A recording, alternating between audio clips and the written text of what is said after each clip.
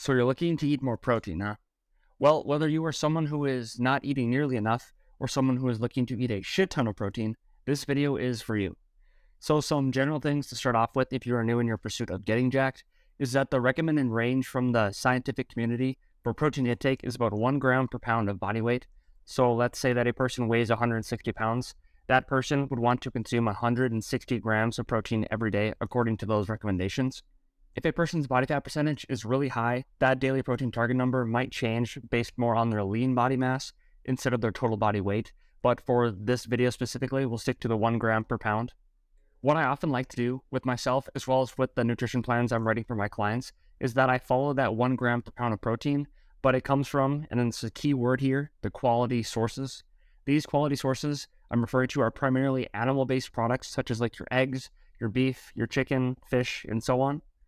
You want to be getting the most bang for your buck with the protein sources you are choosing, and animal products are how you go about doing this. Plant proteins are hot in the media right now because, I don't know, red meat is bad for the environment or whatever claim that they want you to believe, but plant products simply do not stack up to these animal products when you're looking to get in your protein. The protein that you eat isn't a singular protein. Within our diet, there are 9 essential amino acids we need to eat, and they are essential for our bodies to function. And building muscle is one of these bodily functions, maybe not to the levels of like extreme muscle tissue that we're trying to put on in the case for probably the viewers that are watching this video. But nonetheless, maintaining muscle tissue is definitely an important and essential body function. The only way that you can get these 9 essential amino acids is, again, through the foods that you're eating.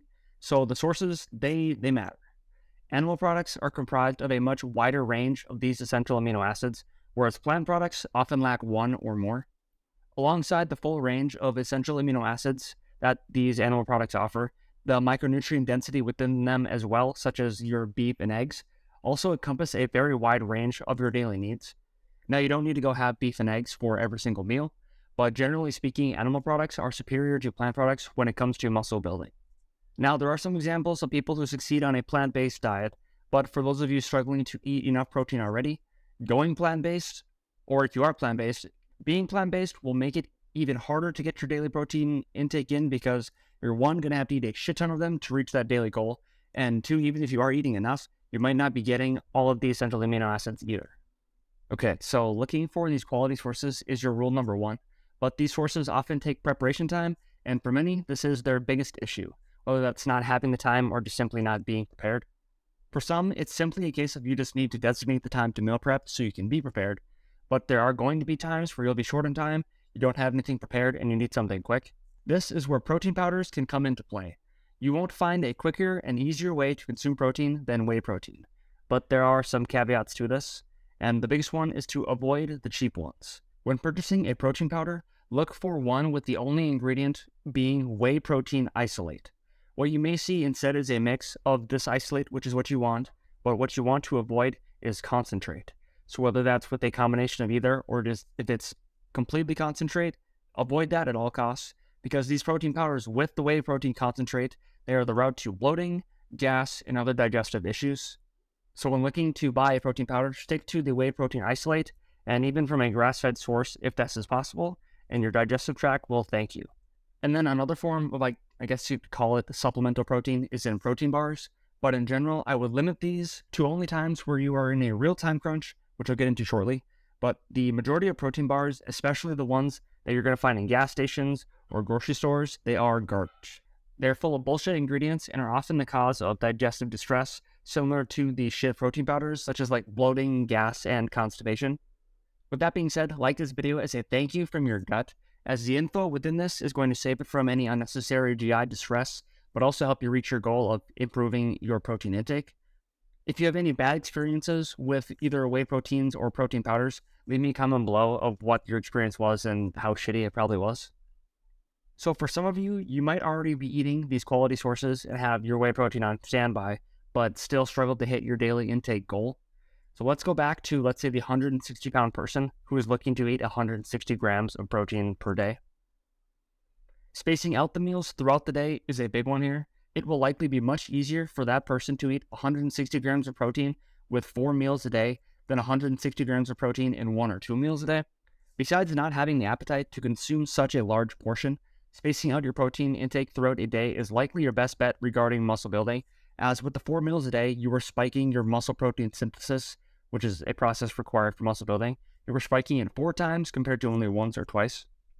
Maybe you just don't have the appetite for protein in general. There are a few ways that you can maybe like disguise the protein in ways that you wouldn't be able to even tell it's there.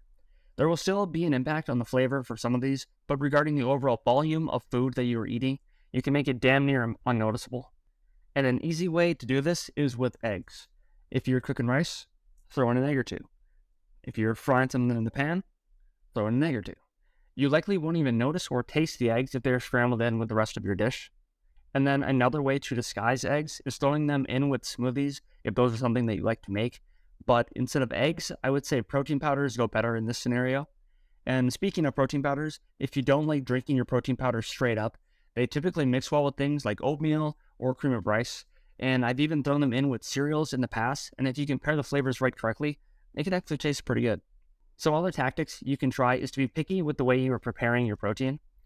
Some examples of this is that it'll be easier for you to eat and digest ground beef compared to a large steak.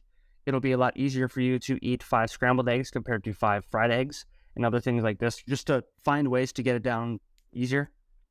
And then as for those of you who think you need to eat a shit ton of protein, like 2 to 3 grams per pound of body weight, to start, you simply don't need to. But if you're going to do this, you want to work with your digestion, not against.